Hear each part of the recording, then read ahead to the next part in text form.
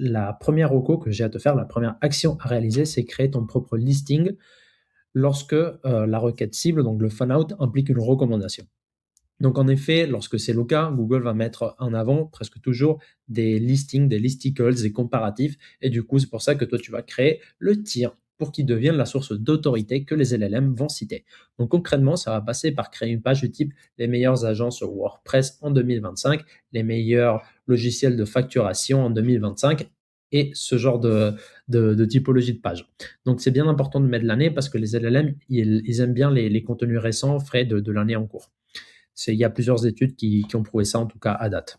Et du coup, ce contenu, tu vas quand même lui donner de l'amour. Tu vas passer pas mal de temps à le travailler pour créer un format vraiment attractif et que tu puisses faire quelque chose de mieux que tout le monde. Donc, tu vas faire un design qui soit attractif, visuel, engageant. Tu vas mettre en avant des tableaux comparatifs, des bullet points, de la data précise, mesurable, des explications détaillées de chaque acteur. Je vais te montrer un gabarit de page juste après. Mais voilà, l'idée, c'est de respecter les meilleures pratiques SEO dans ce contenu. Et bien évidemment, tu vas mettre en avant ta marque en première position de ton comparatif parce que c'est finalement ça ce qu'on veut, qu'on soit cité premier.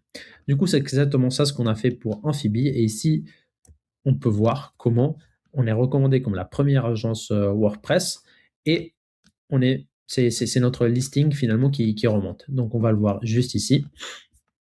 Donc voilà, c'est un article de blog assez détaillé, hein, avec environ 2000 mots. On met en avant ici l'année, comme je vous ai dit juste avant, meilleures agences WordPress en France en 2025. On met des statistiques, on fait un tableau avec plein de data que aucun des autres acteurs mentionne sur leurs articles. Donc le nombre d'avis Google My Business, la localisation, le nombre d'effectifs, la date de création. Donc vraiment plein de data, des bullet points. Donc c'est bien structuré en HTML, forcément des call to action parce que c'est quand même une page qui rank assez bien et qui génère du lead. Donc voilà, des descriptions ensuite sur chaque concurrent. Et du coup, voilà, c'est un contenu quand même super détaillé. Aussi, on a fait un petit texte en dessous pour le SEO qui fonctionne super bien. Et du coup, on peut voir ici que lorsqu'on tape meilleure agence WordPress sur Google, on est premier avec une position 0 à date, même si malheureusement on ne nous remonte pas à ce moment précis. Tu prends la 6e ligne, c'est pas très grave.